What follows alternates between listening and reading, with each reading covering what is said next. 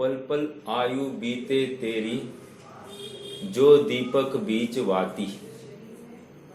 फिर से, पल पल आयु बीते तेरी, जो दीपक बीच वाती।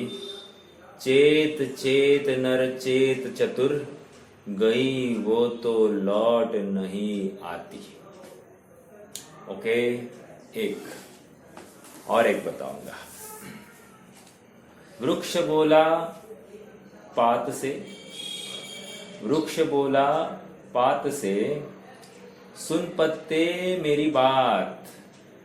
वृक्ष बोला पात से, सुन पत्ते मेरी बात। इस घट को इस घर को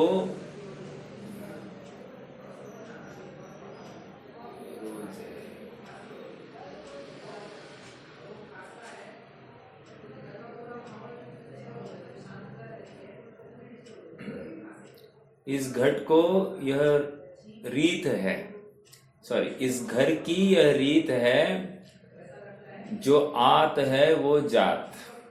फिर से बोलूं, थोड़ा सा डिसकंटिन्यू हुआ। वृक्ष बोला पात से, सुन पत्ते मेरी बात। इस घर की यह रीत है, जो आत है वह जात। फिर से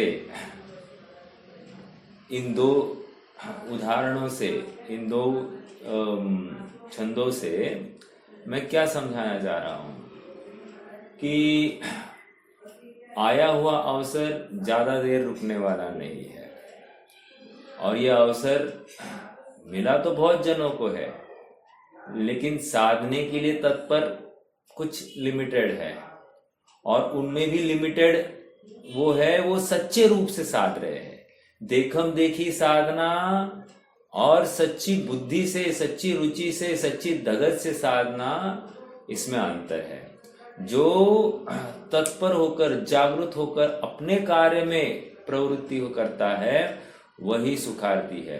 देखो, आयोजन तो बहुत जनों ने किए हैं। आयोजन मतलब देवदर्शन, शास्त्राभ्यास, शास्त्र स्वाध्याय, दान, तप आदि के, लेकिन प्रयोजन में कौन सच्चा है, ये विचारणीय बिंदु है।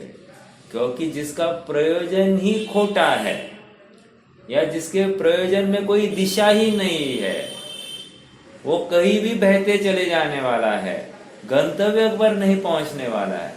और हमारा मूल लक्ष्य गंतव्य पर पहुंचना है, क्योंकि गंतव्य पर ही तो सुख है। आज एक बहुत अच्छी बात सुनी, मैं आप सबके साथ साझा करता हूं। प्रश्न ये है कि केवल ज्ञान में जैसे मन से जानता है, मन से स्पष्टता है, वैसी केवल उस रिलेशन में केवल ज्ञान की कैसा जानता है? प्रश्न है।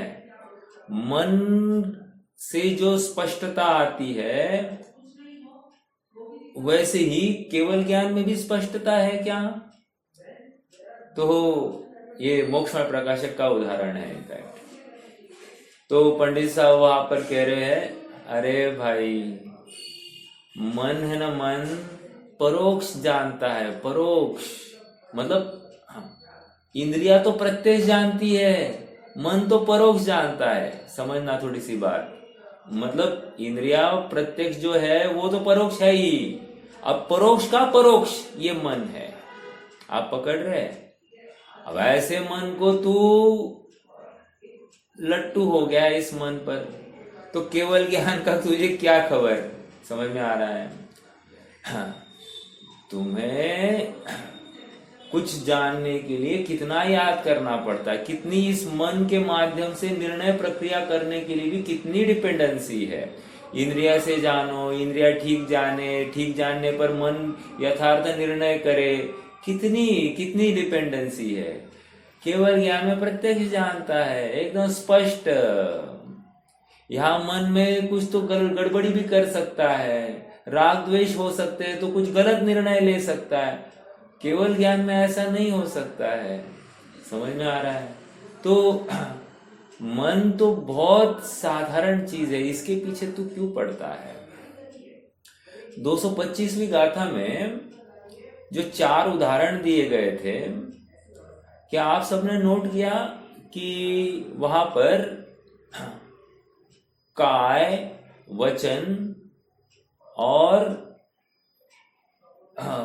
मन, इन 3 को ही खड़ा किया है।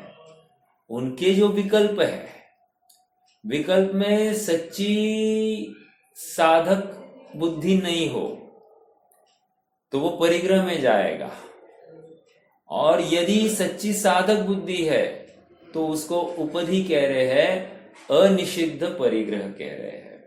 समझ में आ रहा है? तो ये एक पॉइंट अपना चर्चा में रह गया था। जैसे वहां पर लिंग, द्रव्य लिंग की बात आ गई, द्रव्य लिंग रूप पुद्गल वो निमित्त है। देखो और एक बात विचार करना, द्रव्य लिंग रूप पुद्गल खड़ा किया लेकिन आत्मा ही नहीं साधा, कुछ फायदा नहीं। फायदा भगवान की वाणी सुनी, मान लो मुनि के निमित्त से सुनी, तत्काल बोध के रूप में या नित्य बोध के रूप में सूत्रात्मक सुनी, पढ़ी, लेकिन आत्मा ही नहीं साधा, क्या फायदा? तो निमित्त खड़ा था, लेकिन निमित्त खड़ा होने पर भी तू उद्यमी नहीं हुआ, अर्थात तेरा उपादान जागृत नहीं हुआ, तो निमित्त की क्या गलती है? उसी प्रकार साधक जीव मिले थे, उनको देखकर तुम्हारे मन में विनय भाव आया। साधक जीव या साध्य जीव कोई भी बोलो, उनको देखकर तुम्हारे मन में विनय हुआ, लेकिन उस विनय के चलते तुम्हें शुद्धात्मा नहीं ध्याया, तो तुमने कुछ भी नहीं किया। समझ में आ रहा है क्या? इसलिए मैं कह रहा हूं, आयोजन तो बहुत हुए हैं, लेकिन प्रयोजन की सिद्धि कौन करता है, उससे उसको ही लाभ होने वाला है। यदि प्रयोजन की सिद्धि नहीं हुई, प्रयोजन की सिद्धि शुद्धात्मा, शुद्धात्मा मतलब सुख, सुख मतलब अनाकुलता। समझ में आ रहा है क्या?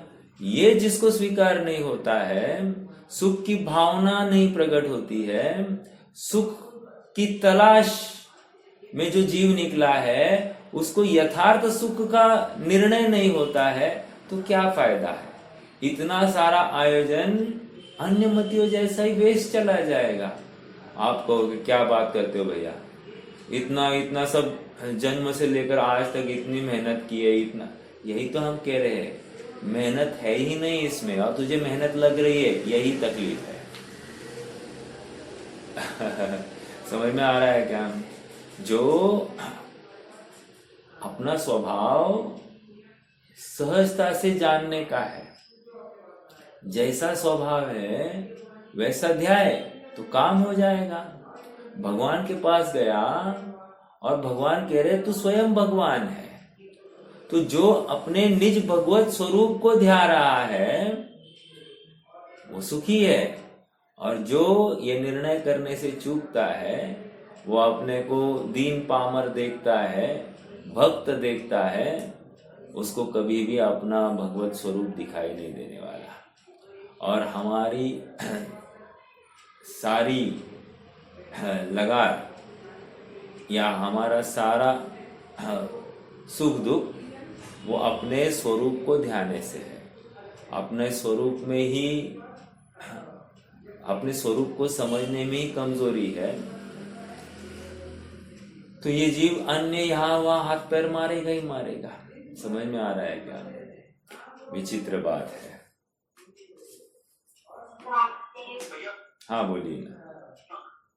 कल ये आया था इस सूत्र के संदर्भ में, नित्य बोधिनी बन के सूत्र आया था। हाँ हाँ, लेकिन जब शास्त्र लिपिबद्ध नहीं हुए, हाँ नहीं हुए थे, तब वो नित्य बोधिनी संज्ञा को कैसे प्राप्त होगी? हाँ, तो तब नहीं लेंगे, फिर तब वहां पर वैल्यू नहीं। ये तो क्या है, आज हमारे सामने उपलब्ध है, इस रूप से ये बात रख रहे हैं। एक और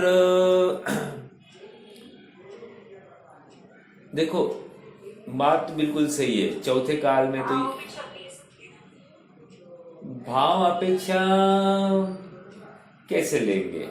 मतलब आप यूं कहना चाहते हैं, देखो जैसे पहले ऐसा चलता था, मैंने आपको कुछ पढ़ाया, आप दिन भर में उसको याद कर लेते हैं, थोड़ा समझना। अब आप दोबारा मुझे अगले दिन ही मिलने वाले, मतलब 24 आवर्स के बाद में। अभी ममता भाभी ने जो बताया उसको मैं रिलेट करा रहा हूं। तो अब दिन भर मैं क्या कर रहा हूं? दिन भर मैं जो गुरु से जो सीखा था, सुना था, उसको निरंतर स्मरण में लाकर कंठपाठ कर रहा हूं। तो इस रूप में आप नित्य बोधिनी कहो, ठीक है? बहुत खींचतान हो रही है, बट फिर भी कहो।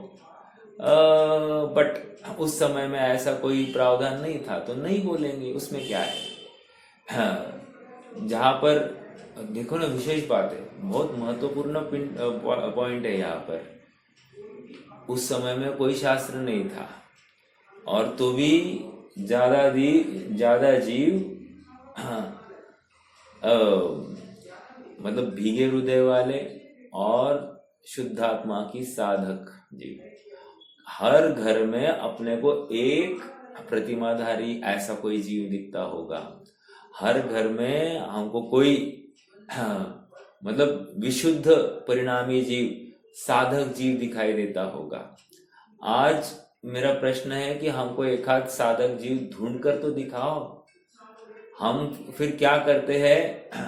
बेस्ट अमंग्स द वर्स्ट, समझना। हाँ, वो क्या है? अंधों में काना राजा, अंधों में काना राजा। तो ऐसी बात चल रही है, बेस्ट अमंग्स द वर्स्ट ढूंढते हैं और इसी को हम ताज चढ़ा देते हैं। चलो, मुझे तो इतना ही कहना है कि आपके प्रश्न के उत्तर में इतना ही है कि पॉसिबिलिटी बहुत कम है, फिर वहां पर नित्य बोधिनी ऐसा कुछ भी नहीं है। बट थोड़ा सा विचार करना कि आदिनाथ ने भी ब्राह्मी आदि लिपियां डेवलप कराई थी। मतलब आदिनाथ ने, मतलब ब्राह्मी ने, उनकी लड़की जो थी उसने ही उसके नाम से ही ब्राह्मी लिपि चलती है। तो इस न्याय से अगर विचार करें तो उस समय में भी कोई लिपि तो चलती थी। अब वो शास्त्र लिखित थे नहीं लिखित थे, इसका कोई विशेष विश्लेषण नहीं है। अगर नहीं थे तो अपन नहीं मानेंगे, और अगर लिखित होंगे तो कदाचित ऐसा कुछ होगा। जैसे कागज पर नहीं लिखे जाते होंगे, लेकिन कोई शिलालेख के रूप में ऐसा कुछ होगा तो उतना सा चलता होगा, ज्यादा कुछ नहीं। और जीवों को इतना सा पढ़कर भी बोध होता होगा। समझ में आ रहा है क्या? ये विशेष बात है, तो इतना समझना पड़ेगा। तो दो अपेक्षा रखी मैंने आपके सामने कि कदाचित ऐसी कोई लिपि चलती होगी तो चलती होगी। और एक बात है, अच्छा हुआ अभी जस्ट पॉइंट स्ट्राइक हुआ। जैसे पहले क्या होता था, गुरुकुल चलते थे, तो बच्चों को घर छोड़कर गुरुकुल में जाना पड़ता था, वन जंगल में। और कब 4-5 साल का हो गया, फटाफट उसको वहां पर भेज दिया। हाँ, अब कब आता था? जब शादी के योग्य अवस्था हो गई है तब फिर से घर आता था। और सुनिए, इस बीच के कालखंड में न माता पिता उसको देखने जाते थे, ना उसको खबर पड़ती थी कि अपने माता पिता कुछ जिंदा है या मर गए। ये बात होती थी। उसका सब कुछ वो गुरुकुल ही रहता था। आजकल क्या होता है, गुरुकुल में भले ही डाला जाए, हर दिन एक फोन, हर 2-3 घंटे में एक फोन, ऐसा चलता है, टाइम पास होता है। तो point to be noted is that कि वहां पर गुरुकुल हमेशा चलते थे, तो उस रूप में वो नित्य बोध लिया जाएगा, क्योंकि सामने गुरु है या अपने साथीगण है, तो आपस में चर्चा भी यही चलती होगी। एक दूसरी बात, नित्य बोध के लिए अपन ऐसा ले सकते हैं, मान लो किसी को शास्त्र अभ्यास मतलब किसी विशिष्ट विषय के बारे, मान लो गोमटसार का विषय अवगत करना है और गृहस्थ है ना, उसकी मुनि होने की अभी वर्तमान में सामर्थ्य है, तो वो क्या करता है, वो गृहस्थी मतलब ये पहले की बात कर रहा हूं, वो गृहस्थी को छोड़कर अभी ब्रह्मचर्य लेता है, टेम्पररी ब्रह्मचर्य, और मुनि संघ में जाकर दाखिल हो जाता है। आचार्य से आज्ञा लेता है और उनकी अनुमति मिलने पर ये संघ के साथ विचरण करता है और संघस्थ मुनियों के माध्यम से बोध को प्राप्त होता है। ये इस एक प्रकार से नित्य बोध अपन ले सकते। हालांकि वह सामने व्यक्तित्व ही दिखाई दे रहा है तो वो तात्काल बोध है, लेकिन तात्काल बोध की अधिकता है, इसलिए मैं इसको नित्य बोध दे रहा हूं। तो इस रूप में भी ले सकते, क्योंकि मान लो जो कुछ पढ़ाया एट अ स्ट्रेच पढ़ाएंगे ना, मान लो 2-3 महीने रहेंगे साथ में मुनिराज के, तो फिर उतने देर इनको पूरा विषय अवगत कराना है, तो ये नित्य बोध के रूप में ही चला जाएगा। तो ये इस अपेक्षा अपन ले सकते हैं। समझ में आया? ओके, चलिए। हाँ, किसी को कुछ कहना है? चलिए अभी अपन आगे बढ़ते हैं। 226वीं गाथा की चर्चा हमारी चल रही है। गाथा का पाठ करते हैं, पेज नंबर 94 पर है अपन। इह लोग निरावेखो अपरिबद्धो परम मिलो यम्मी जुत्ताहार विहारो रहित कसाओ हवे समणो इह लोक से निरपेक्ष यति परलोक से प्रतिबद्धना अर कषायों से रहित युक्ताहार और विहार में। बहुत जबरदस्त बात है ये। कौन सा गुण बताया जा रहा है? इह लोग से निरपेक्ष यति परलोक से प्रतिबद्धना। हाँ, अन्यत्व नहीं, अन्यत्व कैसे कह दिया? नहीं नहीं नहीं नहीं नहीं नहीं नहीं, मैं गुण मतलब सम्यक्त्व के 8 गुणों की बात कर रहा हूं। इह लोक से निरपेक्ष ये, हाँ, निकांक्षित, एकदम सही। हाँ, अर्थात इस लोक की भी वांछा नहीं और परलोक की भी वांछा नहीं। एक्चुअली आपको बताओ, निकांक्षित में भी ले सकते हैं और निशंकित में भी ले सकते हैं। कैसे निशंकित में लेंगे? निशंकित में ना सप्त भय से रहित बताया है। समझ में आ रहा है क्या मैं क्या कह रहा हूं? सप्त भय के इस लोक का भय, परलोक संबंधी भय है, मैं कहा जाऊंगा। तो ऐसी कोई विकल्प ही नहीं है इनको, ना इस लोक में मेरा क्या होगा ये विकल्प है। देखो मुनिराज की बात है, अब इनके परिणाम और अपने परिणाम टैली कीजिए ना। मुनिराज को क्या है, इस लोक संबंधी कोई विकल्प नहीं है। मेरा क्या अगले समय में क्या होगा मालूम नहीं, और अगले समय में मरण आए तैयारी है। आप पकड़ रहे हैं क्या मेरी बात को? हमारा अगले समय में क्या होने वाला है? अरे अभी तो एग्जाम देनी है, सीए बनना है, डॉक्टर बनना है, इंजीनियर बनना है, राइट? अभी 2-4 खोके इकट्ठा करने हैं, 1-2 बंगले जुमले करने हैं, 2-4 गाड़ियां करनी है, प्लॉट वॉट लेना है कि नहीं है? तो अगले समय में क्या करना है सब नक्की है, और अगले समय मरण आ गया तो हम तैयार नहीं है। समझ में आ रहा है क्या? तो ऐसा जीव क्या है, इस लोक की वांछा वाला, जैसे गृहस्थ है इस लोक की वांछा वाला बैठा है एक, और परलोक की भी वांछा क्या है, मान लो कदाचित थोड़ा सा धर्मपरायण वृत्ति हो जाए तो क्या होने लगती है, सब साथ में लेके जाना है, ये पुण्य इकट्ठा करना और स्वर्ग जाना है, भोग भोगेंगे। समझ में आ रहा है क्या? तो परलोक की वांछा है, समझ में आया? तो यहां मुनि की वृत्ति और अपनी वृत्ति कंपेयर कीजिए। ये इतनी सी बात कहकर मुनि चर्या दिखा रहे, बिल्कुल सही है। अगर ऐसी चर्या ना हो तो ये मुनिपना नहीं, ये बात तो फिक्स। लेकिन हमको समझने के लिए क्या, हमारी भूमिका में हम क्या कर रहे हैं, हमको जागृत कर रहे हैं आचार्य देव। समझ में आ रहा है क्या? देखो ये डिराइव करना पड़ता है, कदाचित किसी ने किया होगा, किसी ने नहीं किया होगा, लेकिन ऐसा डिराइव हो रहा है कि परफेक्ट डिराइव हो रहा है कि मैं क्या कर रहा हूं।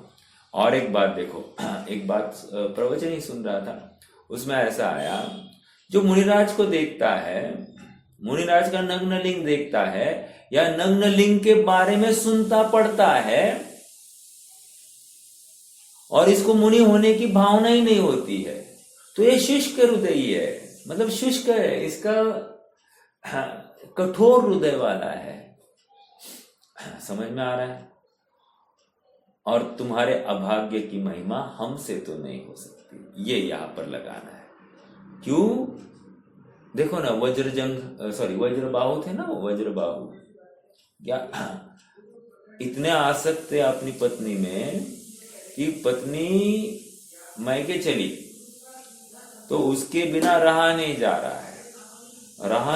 रहा है, तो बोला चलो भाई हम भी साथ आएंगे, हम इनके बिना नहीं रह सकते। और मार्ग से चलते चलते जंगल में रुकना हुआ, किसी कारणवश भोजन कर रहे होंगे, जो कुछ होगा।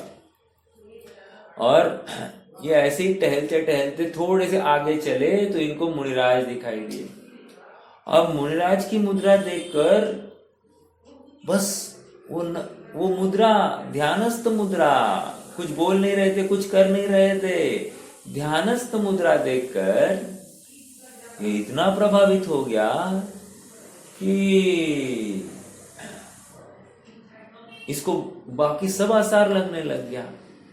तो साले ने कुतूहलवश मजाक में बोल दिया, क्या मुनि बनने की भावना है क्या, तैयारी उसकी कर रहे हो क्या? हाँ वही सोच रहा हूं। तो साले ने चैलेंज दिया, अगर आप मुनि बनते तो मैं भी मुनि बनूंगा। तो ये हो गए दीक्षित। और ये साला समझाता रहा, भाई साहब हम मजाक कर रहे थे, हम देख रहे थे आप कितने डटे हो, और ये तो तैयारी हो गई।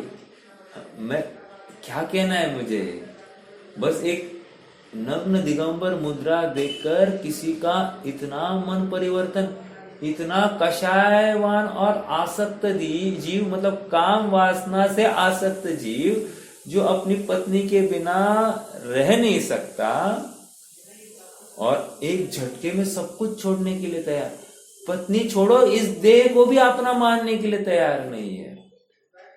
ओ कैसे परिणाम, एकदम अमूलचूल परिवर्तन हो जाता है ना। कोई कहे साहब पूर्व का संस्कार, अरे पूर्व का संस्कार छोड़ो, नहीं पूर्व का संस्कार यहां पर लाओ। वो जिनवानी में आया है, वर्तमान पर्याय में कोई पुरुषार्थ किया है कि नहीं किया है? पूर्व का संस्कार ठीक है, लेकिन वर्तमान पर्याय ने कोई पुरुषार्थ किया कि नहीं किया? वर्तमान पर्याय को क्यों छोड़ रहे हो? देखो हमको अगर सुखी होना है,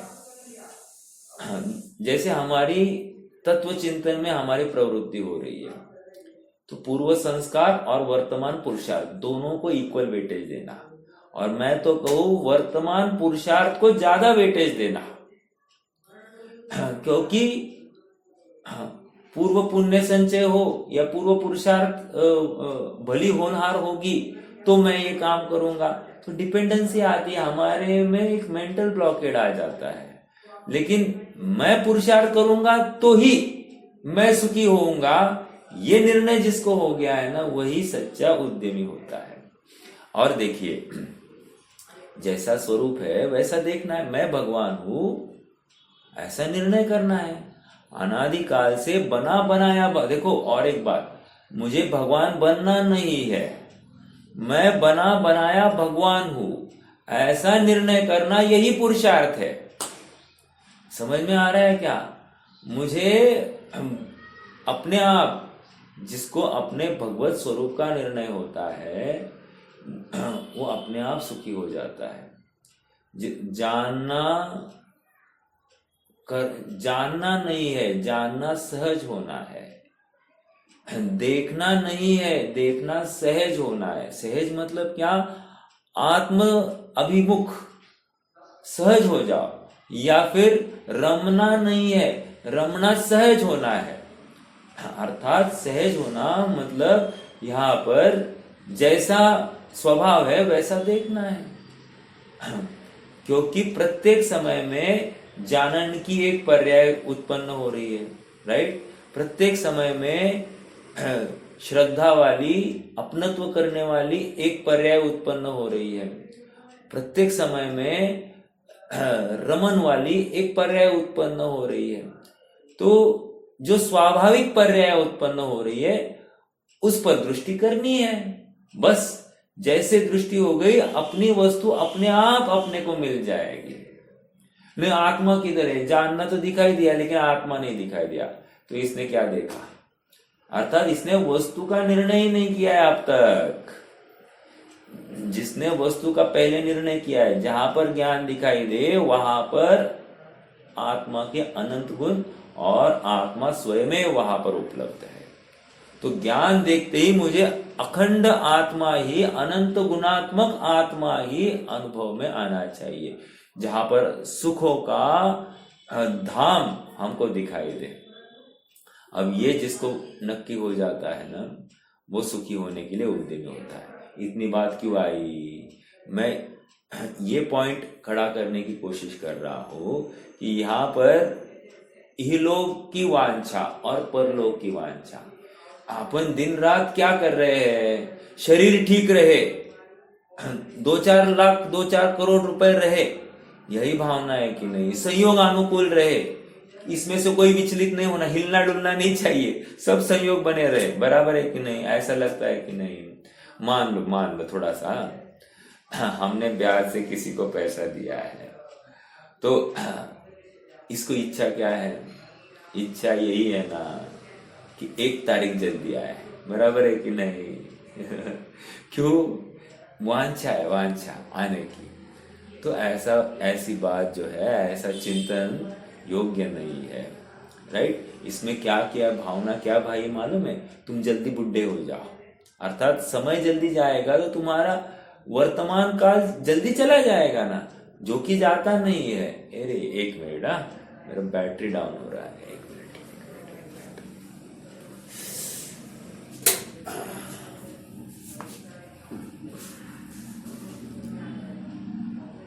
हाँ, मैं क्या कह रहा था? भावनाएं, अपनी भावना कैसी होनी चाहिए तो हम आगे बढ़ेंगे एक कदम सुख की तरफ। नहीं तो फिर सुख नहीं है, सुखाभास है। क्योंकि जिसको मैं मेरी बुद्धि से सुख मान रहा हूं योग्य, जैसे अपने बच्चों का अच्छा हो जाए 1, अनुकूल संयोग हो जाए 2, और कुछ नहीं चाहिए, सब व्यवस्थित है, सब एकदम बिल्कुल अच्छा है, कुछ भी कमी नहीं है। सुबह से शाम तक एकदम बढ़िया अपना समय जाता है, एक्सरसाइज होती है, स्वास्थ्य अनुकूल है, सब कुछ आज्ञा में अपने अनुकूल, सब स्त्री पुत्र आदि है, और क्या चाहिए? बस ये इसी में सुखी है। और इसको सुख की कल्पना राम राज्य बोल देता है, या मेरा एकदम अद्भुत योग चल रहा है, चक्रवर्ती जैसे मेरे भोग चल रहे हैं, ऐसा बोलकर क्या कर रहा है कि एकदम संतुष्ट हो रहा है, और शुद्धात्मा को ध्याने के लिए नपुंसक हो रहा है, प्रमादी हो रहा है ना? और मूल सुख कहाँ है? अपनी शुद्धात्मा में। ये नहीं, इसको विचार ही नहीं आता है। जैसे मान लो अपने बच्चे का कोई कार्यक्रम करना है मतलब शादी ब्याह होगा या कुछ जो कुछ एग्जाम्पल, या फिर कोई उसकी कोई एक कार्यक्रम ले लीजिए ना, उसने कोई अचीवमेंट किए, उस अचीवमेंट को के प्रीत्यर्थ उसको एक समाज में बहुत बड़ा आयोजन करना है। अब इस जीव का क्या विचार चलता है, ये आयोजन कैसे ठीक हो, कैसे क्या करना क्या नहीं करना। आप कहोगे प्लानिंग किए बिना होता नहीं है। हम कहते हैं कि प्लानिंग मत करो, पुण्य के उदय प्रमाण सब हो जाएगा, तुम तो भावना भाव। ओके, एक बात।